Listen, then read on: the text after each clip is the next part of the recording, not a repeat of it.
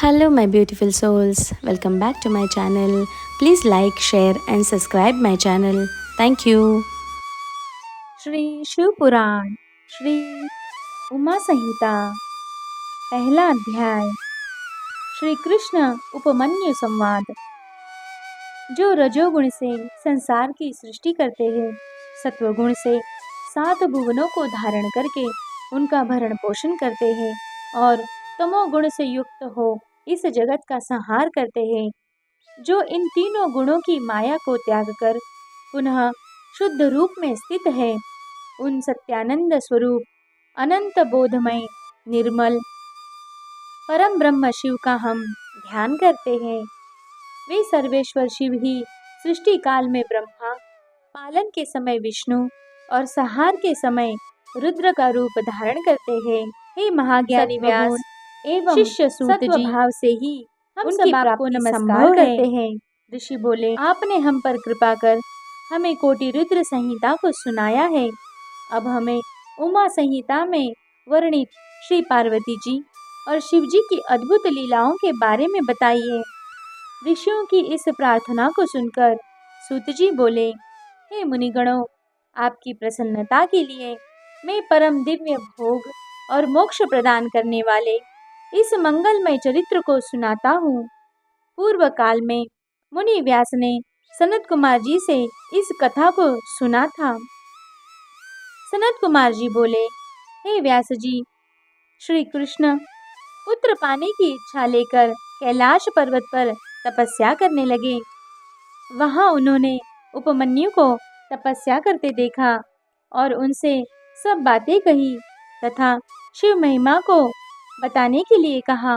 तब उपमन्यु बोले, हे श्री कृष्ण, एक बार जप करते हुए मैंने शिव जी का दर्शन किया था।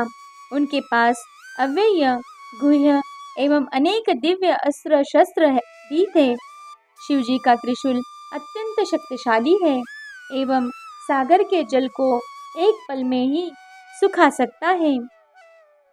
इसी त्रिशूल से शिव जी ने लवणासुर का वध किया था। वहां मैंने एक फरसा देखा जो अत्यंत तीक्ष्ण धार वाला था।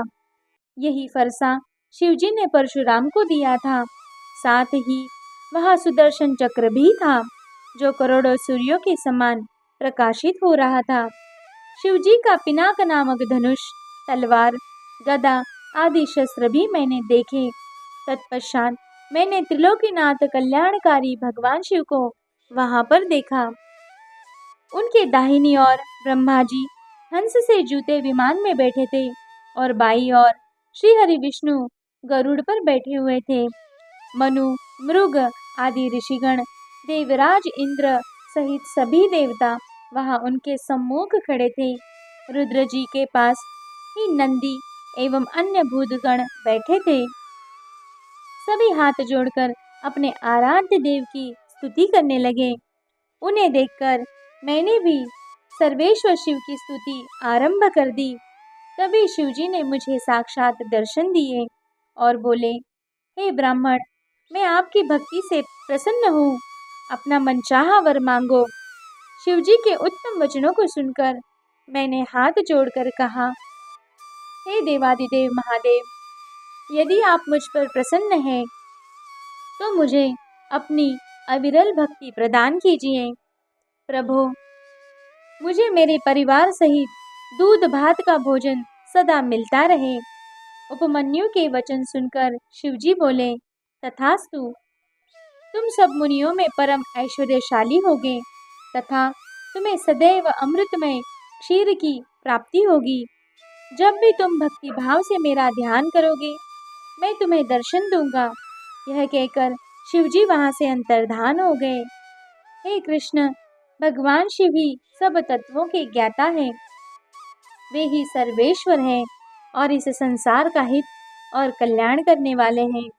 अंत पुत्र प्राप्ति हेतु तुम शिव जी की आराधना करो।